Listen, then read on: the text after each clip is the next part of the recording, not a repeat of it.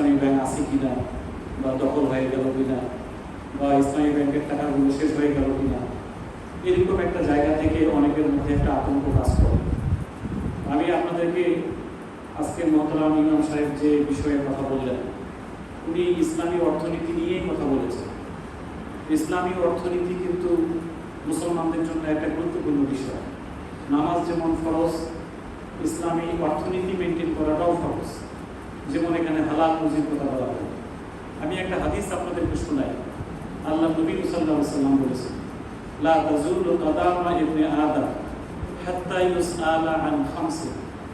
পাঁচটা বিষয়ের প্রশ্নের উত্তর না দেওয়া পর্যন্ত কোনো আদম সন্তান কিয়ামতের মাঠে এক কদম সামনে এগোতে পারবে না। আমরা সবাই জানি যে কবরে প্রশ্ন করা হবে কয়টা বলেন তো? তিনটা। মান রব্বুকা, মান নাবিয়ুকা, মা দীনুকা। এই তিনটা প্রশ্ন কবরে করা হবে। কিন্তু কিয়ামতের মাঠে যে পাঁচটা প্রশ্ন করা হবে, এটা আমরা অনেকেই এই ব্যাপারে একটু উদাসীন। কবরে কিন্তু তিনটা প্রশ্ন করা হবে। যে তিনটা প্রশ্নের উত্তর দিতে পারবে তাকে 4 নম্বর আরেকটা প্রশ্ন করা হবে। এটাও আমরা অনেকেই জানি না। এই 4 নম্বর প্রশ্নটা কি হবে এটা আমরা অনেকেই জানি না। কবরে যখন বলা হবে মান রব্বুকা, মা দীনুকা, মা নাবিয়ুকা, এই তিনটা প্রশ্নের উত্তর যিনি দিতে পারবেন তাকে 4 নম্বর প্রশ্নটা করা হবে ওমা ইউদরিকা। তুমি যে এই তিনটা প্রশ্নের উত্তর দিতে পারলা, কোন ইউনিভার্সিটি, কোন কলেজ, কোন মাদ্রাসা, কোথায় লেখাপড়া করে, কোন সিলেবাসের উপর লেখাপড়া করে তুমি এই তিনটা প্রশ্নের উত্তর দিতে পারলা। যদি সে দিতে পারে তাহলে 4 নম্বরটা সে দিতে পারবে।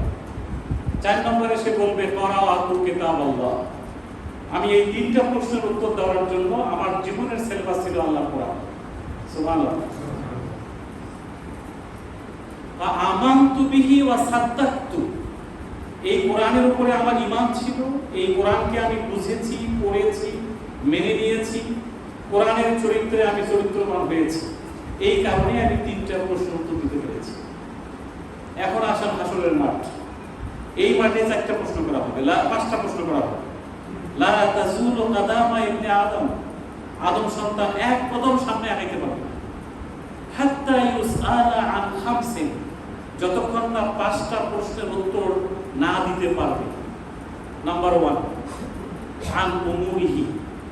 তোমাকে আমি একটা জীবন দিয়েছিলাম 60, 70, 80, 90 বছরের। এই জীবনটা কোন খাতে ব্যয় করেছো বলো। নাম্বার 2, ওয়া আন শাবাবিহি। জীবনের এই বাঁকে একটা যৌবনের উত্তাল তরঙ্গ তোমাকে দিয়েছিলাম। যৌবনের এই উত্তাল তরঙ্গ কোন খাতে ব্যয় করেছো বলো। তাহলে জীবন সংক্রান্ত প্রশ্ন হলো 2টা। একটা হলো পুরো জীবনটা কোন খাতে ব্যয় করেছো বলো। প্রত্যেকটা সেকেন্ড মিনিটের আজকে হিসাব দাও। সূরা তাকাসুর পড়ে দেখেন একবারে শেষের আয়াতটা, সুম্মা লা তুসআলুনা ইয়াওমাইযিন আনিন নাঈম। এই দুনিয়াতে আপনি জন্ম থেকে মৃত্যু পর্যন্ত আল্লাহর যত নিয়ামত ভোগ করেছেন, এর প্রত্যেকটা ঘন্টা এবং মিনিটের হিসাব আপনাকে কিয়ামতের মাঠে দিতে হবে।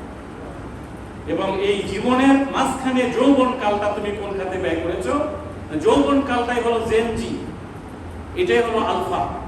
এই প্রজন্মটাই পৃথিবীকে কন্ট্রোল করে, এরাই পৃথিবীকে চেঞ্জ করে। এই জন্য যৌবনের উত্তাল তরঙ্গ সম্পর্কে আল্লাহ প্রশ্ন করে। যদিও আমরা এখন ইউটিউব, ফেসবুক আর 24 ঘন্টা শুধু চ্যাটিং নিয়ে ব্যস্ত আছি, কিন্তু আমাদেরকে এই বিষয়টা খেয়াল করা দরকার। জীবনের প্রত্যেকটা মিনিট, ঘন্টা সম্পর্কে আল্লাহ জিজ্ঞাসা করে। আর 2টা প্রশ্ন হবে অর্থনীতি কেন্দ্রিক। কিভাবে আয় করেছো, কিভাবে ব্যয় করেছো। জীবনের ব্যালেন্স শিট ওই দিন মিলাতে হবে। আপনার প্রফিট লস, ইনকাম এক্সপেন্ডিচার আল্লাহ তাআলা জিজ্ঞাসা করে। কিভাবে আয় করেছো, কিভাবে ব্যয় করেছো, পরিষ্কার। কোত্থেকে আয় এসেছে, কিভাবে ব্যয় করেছো। আমরা হাজার হাজার কোটি টাকা ইনকাম করছি, কোত্থেকে করছি। লক্ষ লক্ষ কোটি টাকা। এই যে এইমাত্র কিছুক্ষণ আগে দেখলাম যে দুবাইতে বসে রাজকীয় পরিবেশে বিয়ে শাদী হচ্ছে। কিভাবে হলো, কোথা থেকে তুমি এই টাকা পয়সা পেলে। আল্লাহ তাআলা এটা পাই টু পাই হিসাব আমাদের কাছে বুঝিয়ে দেবে। 5 নম্বর প্রশ্নটা হচ্ছে তোমার জ্ঞান অর্জন করেছিলে কিনা এবং জ্ঞানের আলোকে জীবনটা পরিচালনা করেছিলে কিনা। মজার বিষয় হলো আজকে আমরা এই প্রজন্ম আমাদের এই সমাজ, দেশ, রাষ্ট্র, এই উপমহাদেশ, বর্তমান মুসলিম বিশ্ব জ্ঞান অর্জন থেকে অনেক অনেক অনেক দূরে, লক্ষ কোটি মাইল দূরে। আপনাকে আমাকে যদি এখন জিজ্ঞেস করা হয় আল্লাহর কোরআনের আয়াত সংখ্যা কত, প্রত্যেকটা আয়াতের মিনিং আমি জানি কিনা, ৮০,০০০ প্লাস শব্দ আছে কোরআন শরীফে, এর প্রত্যেকটা ওয়ার্ড মিনিং কি আমি জানি? ১১৪টা সূরা আছে, আমি কি প্রত্যেকটা সূরা জানি?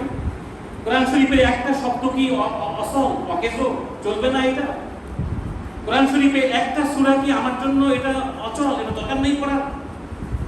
এখনো আলহামদুলিল্লাহ সূরার ভালো করে অর্থ আমরা বলতে পারি না, এখনো দরুদ শরীফ, দোয়ায় মাসুরা, দোয়ায় কুনুত আমরা বুঝি না, এখনো আমরা মিলাদে, জন্মদিনে, আমাদের কোরবানির সময় কি দোয়া করে জবাই করলাম তাও বুঝি না। কি বলেন, কথা ঠিক কিনা? এই যে আমাদের দুরবস্থা, আমাদের নলেজ থেকে আমরা অনেক অনেক দূরে।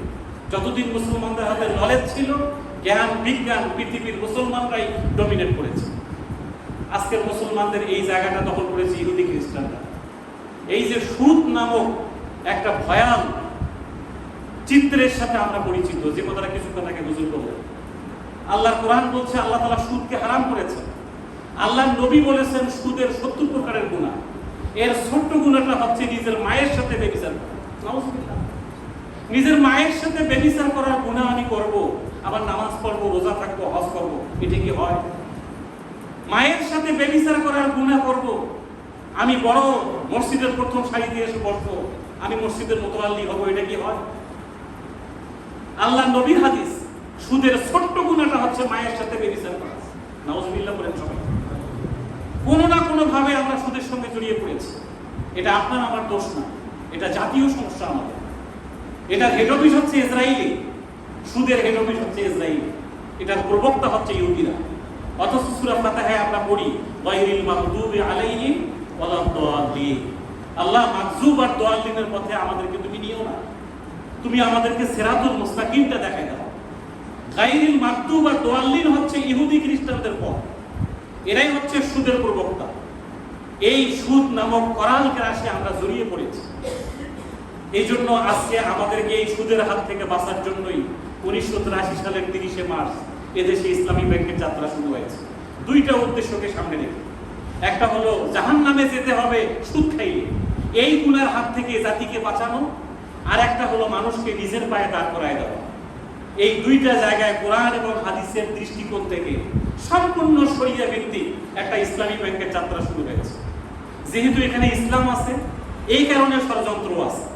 কোনো এক অদৃশ্য শক্তি থেকে বারবার ঝড় আসে ব্যাংকটাকে ফেলায় দেওয়ার জন্য।